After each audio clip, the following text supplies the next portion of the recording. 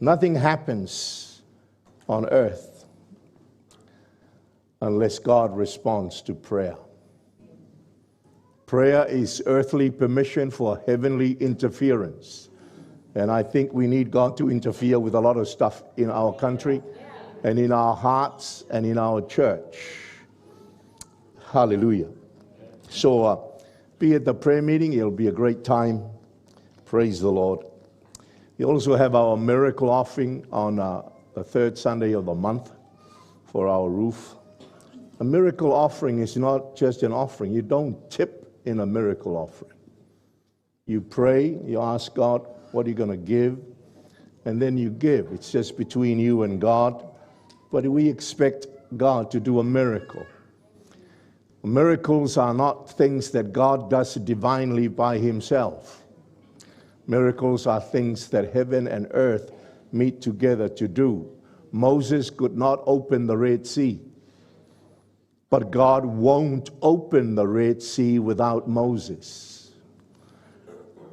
God can't fix the roof without you, but God won't fix the roof.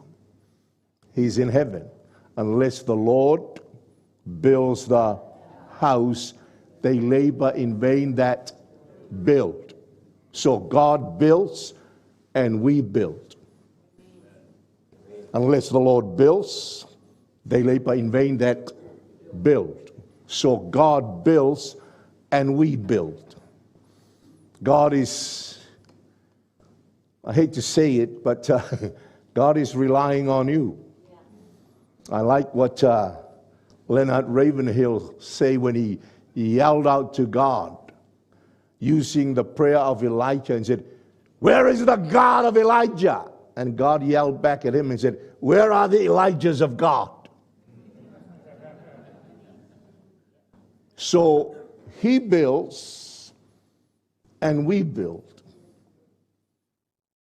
When we renovated this place, it cost us quite a bit of money.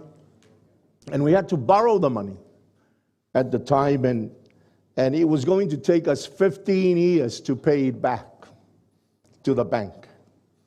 The servant, the borrower is servant to the lender. So when you borrow from the bank, you are a servant of the bank. If we do what God tells us to do, we would never have to borrow a cent. If we do what God tells us to do. So I was praying in Oriwa. I said I was going to talk, okay, because I haven't been here for a while. I was praying in Oriwa in the morning. We were having a meeting there with the executive of our movement, and I was praying because the mortgage was heavy on my heart. And I said, what are we going to do? I know at the time it wasn't a big mortgage compared to what it is now, but it was still at the time a huge undertaking. And we were using the Wanganui High School hall for services, and we were gutting this place out to be rebuilt. And as I was praying, the Lord said to me, if you get the church to give $20, $10 a week by automatic payment, you will pay this off next Christmas. So that's only 15 months away.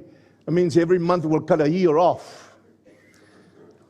Now, I came back and shared that with the church, and often when you share something like that, a lot of people, a lot of people don't buy into it. I had a friend in Tonga said to me, I've been casting vision forever, and it's like I'm talking to a wall. I said, keep on casting. And he said, why does that happen? I said, because when you cast vision, you have to prepare. It's like casting seed into the soil. And if the ground is toxic, you can cast vision until the cows come home. But nothing will happen because you have to prepare the ground. God prepares the ground, the seed, and the sower. So the Lord said to me, if you do that, if you get people to give weekly, the thing will be paid off come Christmas next year, which was 15 months away instead of 15 years. I came back, shared it with the church, and I wish I could say that everybody in the church was so excited. Well, less than a third of the church did it. So I just shared. God said that it'll be paid off. If it wasn't paid off, if it doesn't get paid off, it's not God's fault. God has given His word. His word does not return void. His word doesn't return void. It'll accomplish His pleasure and prosper where He sends it. Oh, it doesn't matter where He sent His word. If His word is received, if it is received by a rock, look, it'll grow. If it's received by the desert, it'll bloom the desert. But when that seed lodges, it doesn't matter how difficult it is, when that seed lodges, it'll grow. And I shared, in our car park before we cut off all those trees, that's solid tar. Well, the seed comes, it just grows through. Why? The seed of the Word of God is like that. It'll prosper where God sends it. And so I shared that with the church, and we gave. And come about 3 or 4 weeks to Christmas, there was a huge part to pay off. And I said, ooh. And I said, well, God, if it doesn't get paid off, it's not God's fault, it's our fault. Because we didn't acquiesce or absorb. Now, Jesus talks about the sower sowing the seed onto 3 different hearts. There was the side of the road heart, there was the rocky heart, there was the thistled heart, and there was the good heart. So I said to the church, well, we've got quite an amount to pay off, so we'll take up a miracle offering. I wish I could say it was a miracle offering. We took up an offering, and it was 11,000.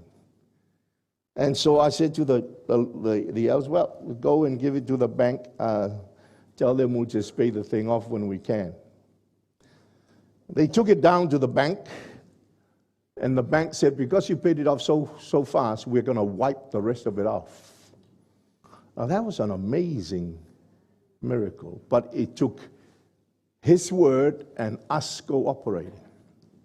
From that day to this day, I've given to the building. From that day to this day, Fear and I give every single week to the building. I hope that you will give in a pledge, but we're going to have a miracle offering on the 3rd Sunday of the month, this month. Are you all right? Now, we had a miracle offering that Sunday. We got 11,000. A friend of mine had a miracle offering in his church in Manurewa. He had 400,000 in the offering. It's a miracle offering. It's meant to be a miracle. And I'm just sharing that today. I just said I was going to just talk. We need more musicians. I think we got... are you all right? Otherwise, Fear and I will be the music team. I am actually serious. We need more musicians. We need more singers. Leading music, leading worship is not foreign to me. When we started the church in Mangaweka, I was the worship leader every single Sunday we were there. I couldn't say every single Sunday because we weren't there every single Sunday, but every time I was there, I'd lead worship. So leading worship is not foreign to me. I love leading worship.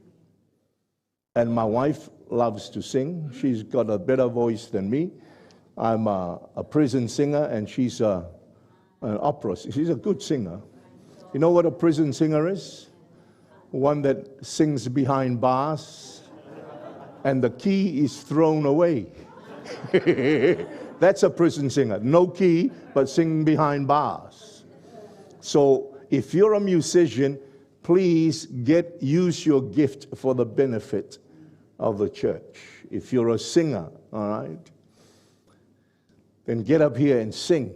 The Bible does say, make a joyful noise to the Lord. So as long as you can make some noise, all right, are you okay? It'll be great. You did? Yeah. We get people to come because the church is not perfected by the ministry of one guy, 𝙀𝙨𝙨𝙀𝙀 alone. The Bible says, God, the King of the saints, so the saints can do the ministry. They're not perfected by the ministry of one person. Perfected by the ministry, the fivefold ministry that Jesus Christ has put in the church. And Jesus is the fountainhead of all five. When Jesus met the woman at the well, she's had 5 husbands. Everybody is married to 5 people. Everyone, whether you're saved or not saved. You're married to your 5 senses. And none of the 5 marriages worked. So now the woman is living with a guy. Then Jesus turned up. And in one afternoon, that woman encountered an apostle, a prophet, an evangelist, a pastor, and a teacher.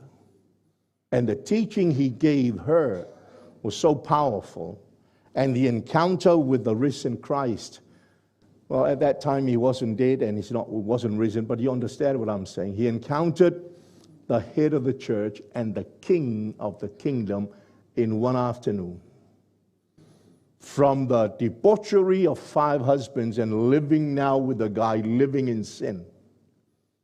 If you're living with somebody, you're living in sin. I don't care what you call it, it's still sin. God defines it and he said it's sin, okay? Are you all right? And the woman left her water jar in one afternoon because she met God. And she said to the people, come see a man that has told me everything I've ever done. So the fivefold ministry helps to equip us, which is part of the reason why we have people like Dr. 𝙀𝙀𝙀𝙀 to come. I don't think that's the way you pronounce it in Afrikaans. I think it's a different pronunciation, but that's the way it's spelled, so we call it that. And he came because he has a message that he carries to equip the church. So if you didn't come, maybe you should have come. We bring them not to so that we can just be entertained and give them an offering and then go. We bring them for the perfecting, for the training. The people are destroyed for lack of. We are not destroyed because all of a sudden the devil is powerful. No. The devil has no more power now than what he had at the Garden of Eden. But the church has grown. We've got more people now in the body of Christ. We've got more apostles, prophets, evangelists, pastors, and teachers. We've got the Father, the Son, and the Holy Ghost. We've got the Word of God. We've got the angelic, 100 trillion angels in heaven. So we've got an army that is so powerful, but yet we don't seem to like to fight. The devil has an army that is nowhere near superior to us, but he wants to fight. And often we are struggling in life when we could have been the head and not the tail. We could have been above and not beneath. Our difficulty is obedience. The other difficulty we have is believing the devil. More Christians believe the lies of the devil than they believe the truth of the Word of God. So just stop believing the devil. Just believe God. Doubt your doubts. and believe your beliefs, but don't believe your doubts and doubt your beliefs. That's a conundrum from a sermon. That's it's quite deep, eh? So that's the way we have. So we try and have one visiting ministry every month. But in the midst of that, we try and train our own preachers. So when somebody gets up here and preaches, it doesn't preach like Sean to toit. Don't throw towels at them and throw stones at them. Let them grow in the grace of God and develop. Are you okay? Say amen. Amen. And so the last time I preached, the last scripture we used was Colossians 1, I think 28, where the Bible says, Christ we preach, warning every man, teaching every man. So the last thing I shared was warning. And so when people like Sean come, they come to equip us and warn us of things that are coming and things that we are facing right now. So when people come, please come and listen. Don't just say, oh, well, we'll do come and do listen and do imbibe and do live what they share and understand, because they come to help equip us. Are you okay? We didn't record the messages that he shared on Friday night and Saturday morning, because those subjects are very sensitive. Those are in-house stuff that we needed to come and attend and learn. Why? Because that's what your children face when they go to school. Now, if you're here and you're honest as a parent, even Christian kids, we are struggling to raise our kids. Anybody agree with that? Is that right? We are struggling. Why? Because we have equipment that we don't know. Because when they go out there, they don't care what they teach them. And then when we have people come to teach us how to deal with that, we don't turn up. We don't know everything. Come and be equipped. People are destroyed for lack of knowledge. So,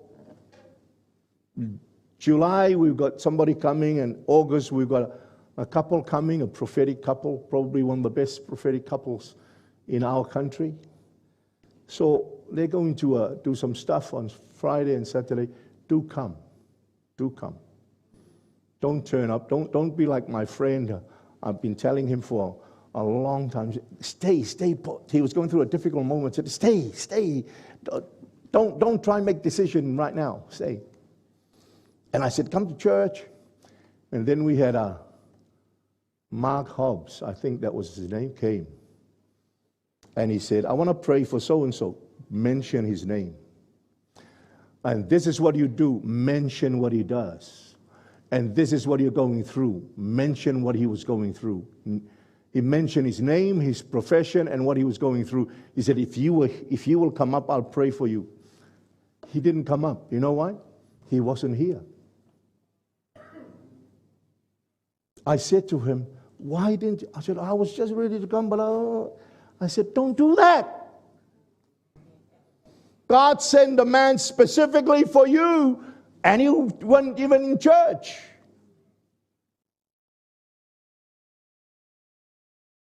I was asked to speak at a conference. When we turned up, they said, you're no longer speaking. So my wife and I sat at that conference for 3 days because they had political stuff going on in the conference. And then now the whole thing is just virtually disintegrating. And someone said, what's happening? I said, you should have let me speak. Because God gave me a message for the whole conference. He would have solved the thing in one night. Now it will take you years to try and put it together. We bring speakers to equip us as a church. That's the reason we bring them. We don't bring them because we want to have a break. We bring them because it helps you and I to be equipped. Paul said, don't be ignorant of the devil's devices. And Hosea said, because you're ignorant, I'll reject you. And I'll reject your children. Look at our children today. Why? Because we lack godly knowledge and we don't take heed to what God is saying. He said, I'll reject you and I'll reject your kids. You say, that's harsh. Well, God wants to bless us and bless our kids exceedingly, abundantly, above all that we ask or think. I came to give you life and life more abundantly. If we heed that, are you okay? So, if you read the book of Proverbs, almost 90% of Proverbs are warnings. My son, give me your heart. What is it? That's a warning. Don't give your heart to harlots. From the kid to the king. All those are warnings. Let me read to you the last chapter of Proverbs. And most women look at that and they get disgusted at this lady because that lady in Proverbs 31 is a perfect woman. Is that right? Are you okay, ladies? Do you read that? Do you get challenged by that? Say, ooh, come on, nobody can live up to that. And I don't blame you. But right at the beginning, it says this. The words of King Lemuel, the utterances which his mother taught him.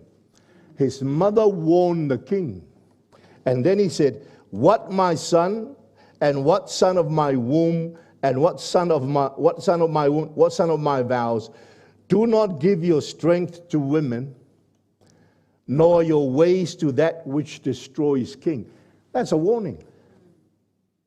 And most of what's in Proverbs are warnings and then teaches the boy or the girl or whoever it is how to avoid.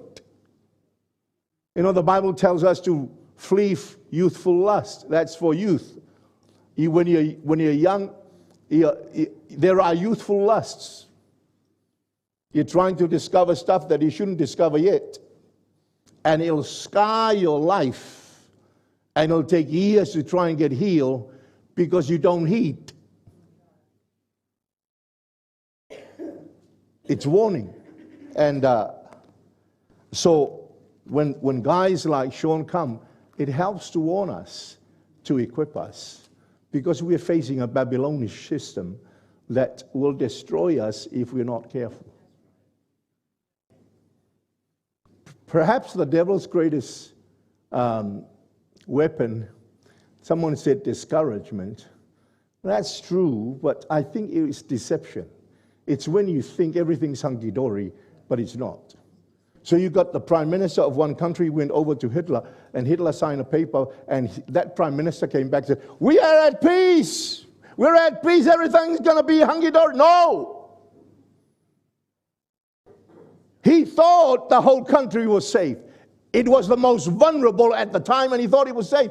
And that's the greatest deception, the greatest weapon of the enemy, is lulling us in thinking that everything is hunky-dory when it is not. You're not going to live here forever. You're going home. Yeah. And if you don't go home, you're going to another home. There are only two places you go. It's where your father is. He's the father of lies or father in heaven. You either go to be with your dad that way or that way.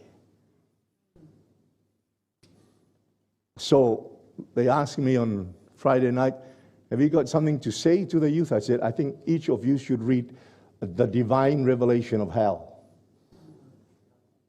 You need to know at least a drop in the bucket what hell is like. Jesus spoke about hell more than he spoke about heaven. And he said some very, very remarkable stuff. He said, if your hand causes you to sin, cut the hand off. You'd rather go to heaven with one arm than go to hell with two arms. If your eye sins, dig the eye out. Now, he wasn't saying do that literally, but that's how terrible hell is. And he's trying to get the people to understand that there's a wide way and a narrow way. They also asked me another question, young people, and said, how do you get free? I said, get bound. The most free person is bound. Paul said, I'm bound to Christ. I'm a slave of Jesus Christ. He was the most freest man. That's why he was able to write from prison. And he said to the church, the prisoner of Christ writes to encourage you. He needs encouragement. He's behind bars. He's right. Why? Because he's bound physically, but inside he's free. So I said to them, the most free person is the one that's bound. The most free child is the one that listens to their parents. Their parents bind them. They confine them. And that's the most freest child there is. The only problem is the child does not know that freedom. So he tries to get outside of the boundaries and get themselves killed.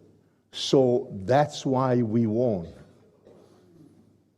Now we said, we preach, we've taught, but it's time we warn. There's not many more years left. The world is not getting light. The world is getting darker. That's what the Bible says. Gross darkness will cover the people. Darkness will cover the earth, and gross darkness will cover the people. But the light of Christ will rise upon you and I. And that's where our hope comes from. My hope is built on nothing less.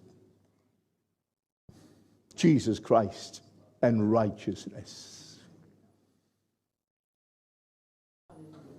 So many times I find so many Christians so shallow in their commitment that if Christ comes today, they're not even going.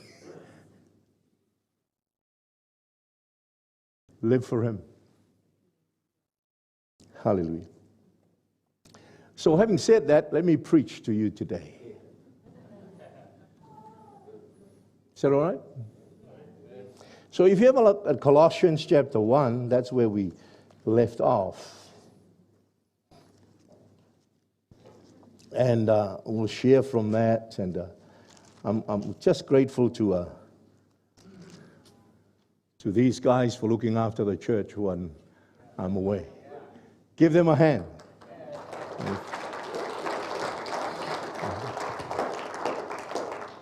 Hallelujah. He has to learn to speak Samoan yet.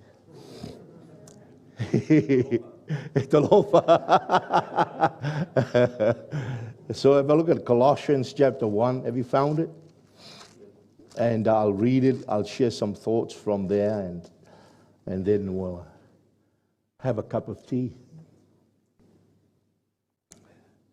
A cup of tea. Very English, eh? Cup of tea. Out, brief candle. Life's but a walking shadow. Very English. A poor player who struts and frets his hour upon the stage, and then is heard no more. A tale told by an idiot, full of sound and fury, signifying nothing. I think Shakespeare was a great writer, but I think he was a bit confused about life.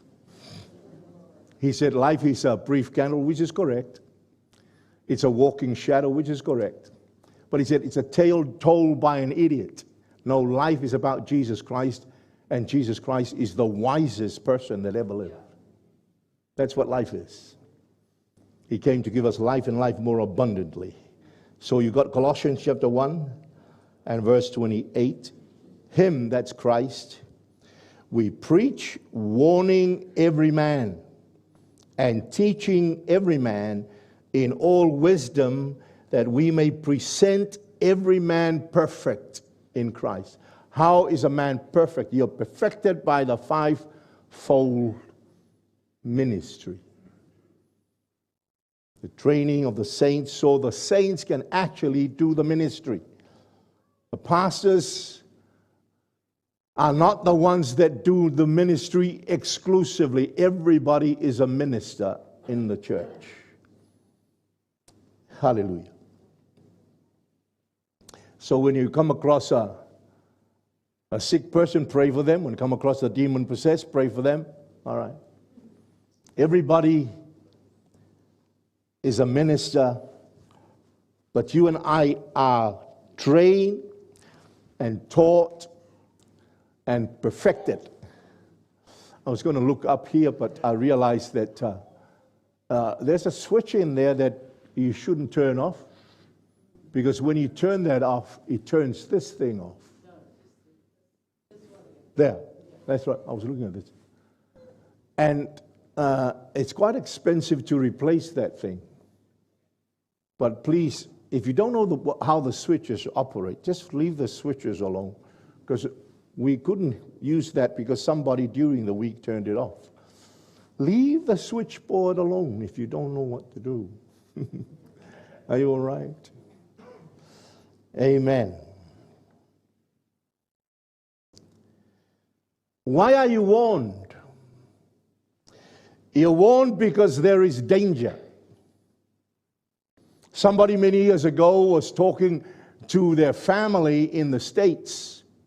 He lived here, and he used the 𝙀𝙨𝙨𝙬𝙧, what was it? The train disaster? 𝙀𝙨𝙨𝙬𝙧. He used that as an illustration. He said, if I knew something was in danger up there and don't warn the train driver and allow the train driver to just keep on going, then disaster will happen. And the reason God warns us is because there is danger ahead. And we need to heed the warnings of the Bible, because there's a lot of warnings in Scripture. And when you read 1 Corinthians, I think it's chapter 10, it says, these things are written to admonish us, to warn us of what is there and what could happen if we leave the path of righteousness to walk in our own wisdom. Hallelujah. So we are warned because there is danger. You tell a child, don't do that, and they keep on doing it. Why do you tell your children not to do that? Because it endangers their lives. They don't know any better. And even when we grow up, there are things that we don't know. And it will get us into dangerous situations. And we need to be warned about those matters. Hallelujah. And you're warned because you need to be safe.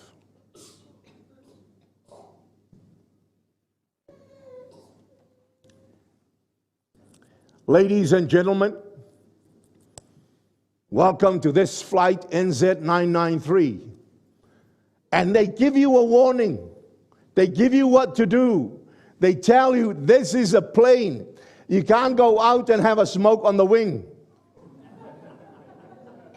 And you can't discipline a kid and tell them, if you don't do that, if you don't do what you're told, you're going to stand outside. You can't send the kid outside. This is the only freedom you have. You're free to fly anywhere. It's an amazing experience. You're free to fly. You take off, but your freedom is confined. And they give you this warning so that when you fly, you know what to do, because there is danger ahead and you need to be safe.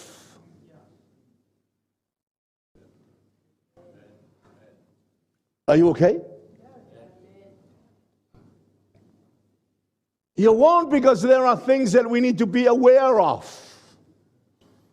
Don't do that. When you come across a transformer at the side of the road, most of the time there's a warning sign with a transformer. When you come to a place where it's contaminated with nuclear stuff, there's a warning. Why? It's not there to decorate the wall. It's not there to decorate the post. It's there to warn you because there is danger and you need to be safe. They're not there for you to play around with. I think one time when Ben was preaching, he had a clip of a guy. He took the lawnmower and cut the fence with the lawnmower like this. Now that may be brave but stupid.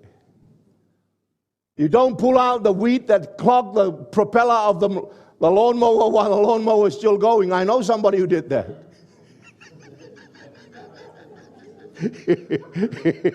And they cut their hand. You're warned because you need to be safe, and there are things that you need to be aware of to keep away from the stuff that you don't need to do, and do the stuff that you have to do. To be forewarned is to be forearmed. Hallelujah. You're warned so you will not be deceived. Are you okay? Have a look at Hebrews chapter 11.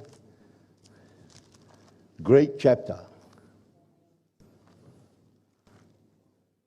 I don't discipline myself, I'll just preach from that chapter.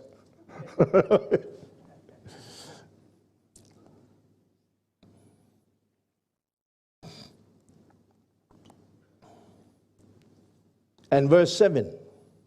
By faith, Noah being divinely warned of things not yet seen. Our difficulty many times is we walk by sight. And when we don't see something, why'd you do that? So we wait until we see the danger before we act. We need to be desperate before anything happens. And in desperation, do things that we ought to be normally doing. Are you okay? By faith, Noah being warned did something nobody has ever done before. And to everybody, he was being silly. What are you doing?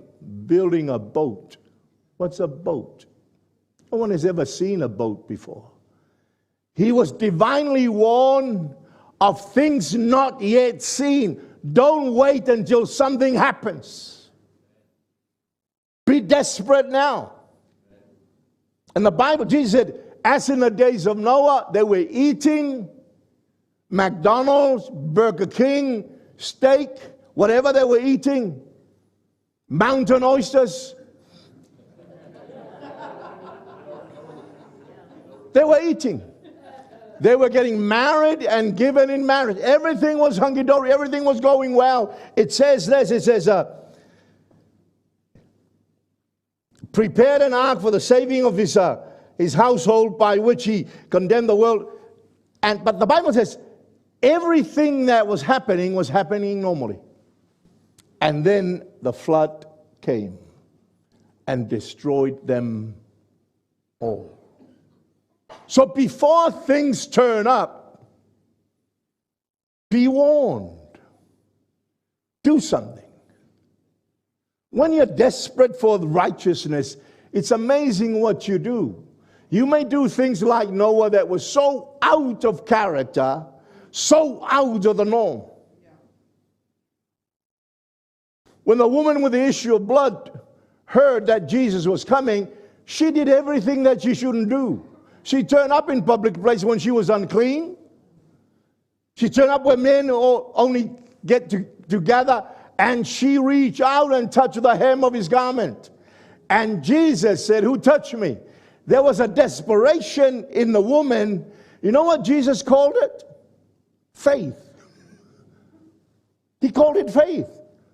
To everybody else, he was stupid, but he called it faith. When the four friends carried their friend to where Jesus was, it was so full. They couldn't even get in the door. So they did something they should not have done. But in desperation, they wrecked the house. Now, Jesus did not call it a wrecked house. He called it faith. But sometimes we just carry on as though everything's hunky-dory, and we don't move until we see something. Now, there's nothing wrong with that. But do something before something turns up. You know what I'm saying? And Noah built this monstrosity in the backyard because he was warned. Are you all right? Going to finish in a minute. So you know why? I saw something wheeling along the cart with a cup of tea. Just having fun.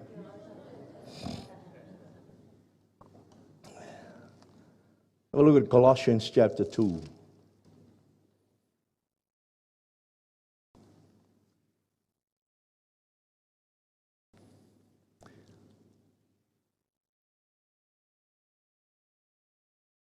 For I want you to know what a great conflict I have for you and those in Laodicea, and for as many as have not seen my face in the flesh. I haven't seen Paul in the flesh. Neither have you. We're going to see him when we get to heaven. But Paul had a conflict over you before he died. He had a conflict over the church in Laodicea, and had a conflict over as many as that haven't seen him in the flesh. So he had this conflict over you and I. What was the conflict? It was a warning. He warned the captain of the boat. He said, don't sail. There's going to be much loss if you go now. But the captain of the boat and those that were in charge said, you're a prisoner. You got no voice here. We're just going to sail. And then they got hit by a storm so bad that even Paul lost hope. And then he said, you should have listened to my warning. I'm warning us. It's dark out there unless you have the Word of God and the Spirit of God. Don't just live as though everything's hunky-dory. The Bible tells us, wake thou that sleepeth, and Christ will give you light. And then he said, live as children of the light. Don't just be lulled by the devil into sleep. So here he's saying, even those that haven't seen my face in the flesh, I have a conflict over you. What was the conflict about? That their hearts may be encouraged, being knit together in love, attaining to all riches of the full assurance of understanding, to the knowledge of the mystery of God, both of the Father and of Christ, in whom are hidden all the treasures of wisdom and knowledge. In Christ, everything that you need for life and godliness is found in him. The knowledge of this world will disappear. The wisdom of this world will disappear. But the wisdom of God will abide forever. Then he says, verse 3, in whom are hidden all the treasures of wisdom and knowledge. Now this I say, lest anyone should deceive you with persuasive words. That anyone should deceive you. Why did he have a conflict? Because you and I are liable to deception. It's possible to be deceived. It's possible to go to Hitler and sign a paper and come back peace. And then destruction turns up. He said, I'm doing this lest you be deceived by persuasive words, by other philosophies. When we talk about being in the rivers of Babylon, we talk about the conflict between two kingdoms, two philosophies, two ways of thinking. And if you're not careful, we shared it before, I'll share it again. You can be seduced by the environment. You go to a party when you shouldn't, you're going to be seduced.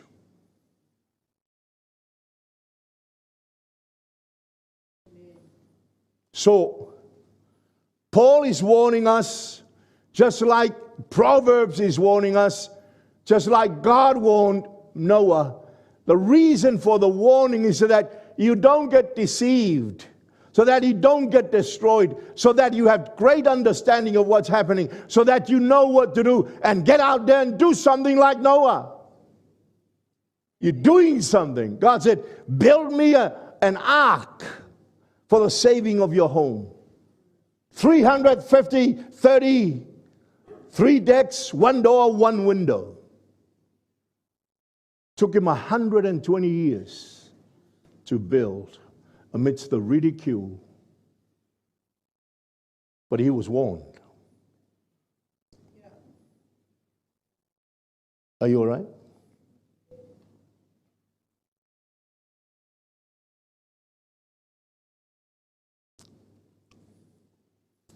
For though I'm absent in the flesh, yet I am with you in spirit, rejoicing to see your good order and the steadfastness of your faith.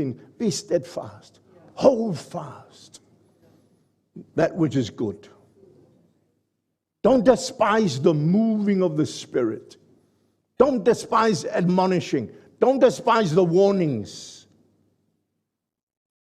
Don't despise the rebuke. The Bible says, one that receives a rebuke will be honored.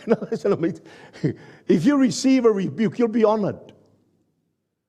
And then the prophetic king said, I'd rather somebody that loves smite me on the head. They bust my head, but it's like anointing oil. When I'm told off by the righteous. Many times when the righteous tell us off, we leave church. Then we go to a church and say, where are you going to church? Oh, I'm not going to church. I'm going to the church without walls. How stupid can you be and still breathe? Church without walls.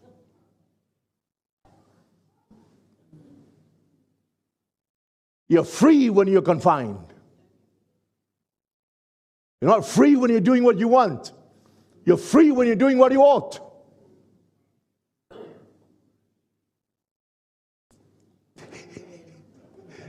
You still love me?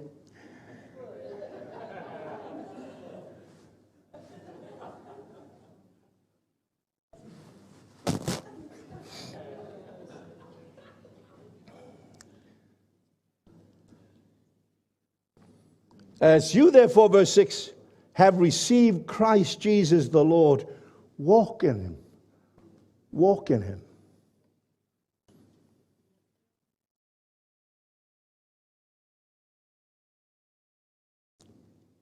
Walk like Christ. Live like Christ. Dress like Christ.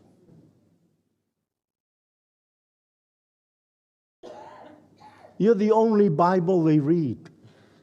They don't read their Bibles, but they read you.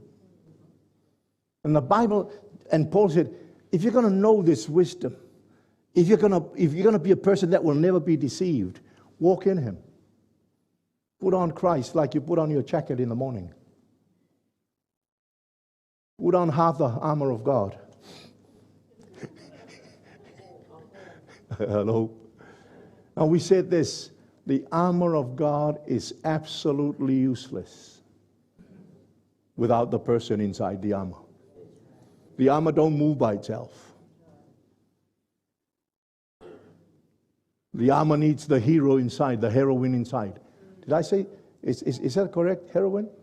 Is that a lady? Not the drug. So the armor don't function without the person inside, unless there's a soldier inside the armor. The armor is powerful, but it needs a soldier. It's heaven and earth doing their thing. That's good preaching, Pastor. Verse 8, beware. What is that? It's a warning. Beware lest anyone cheat you through philosophy and empty deceit, according to the tradition of men, according to the basic principles of the world, and not according to Christ. Beware. It's a warning. There are so many thoughts out there. There's so much knowledge out there. And we said it, but my statistics are probably out of date. That written knowledge grows 4 times every day. So there'll be 4 times today than yesterday. But that statistic is about 20 years old. There's so much knowledge. You can click anything and you can read anything. Anybody can interpret the Bible. Even artificial intelligence can try and interpret the Bible. There are people say, don't tithe to a church. And most of the people that preach that today started their ministry with tithing. Now their ministries are well up. They said, don't tithe. You know, God does not need your tithe. God's still God whether you tithe or not. But you need your tithe. And stop watching stuff that people say, don't tithe. It's like saying, don't pray. Are you all right? Beware lest anyone cheat you. Verse 16. So let no one judge you in food or in drink. When it's there, what do? Eat it. It's sanctified by prayer and the Word of God. There's only one thing you can't sanctify by prayer and the Word of God. It's rhubarb. Sorry, I'm just saying that. You have to have a laugh every now and again, hey? For those that love rhubarb, bless your darling heart. Amen. Hallelujah. But let no one judge you on food or drink or regarding a festival or a new moon or a Sabbath. Let no one judge you on the Sabbath. If you're here and you believe in the Sabbath, bless you. Go to church on the Sabbath. But don't judge other people just because you go to church on the Sabbath. When you live in Dubai, that's when you go to church whether you're a Christian or not. Because the timetable of the nation starts on the Sunday. So it's there, but don't use it as a judgmental point.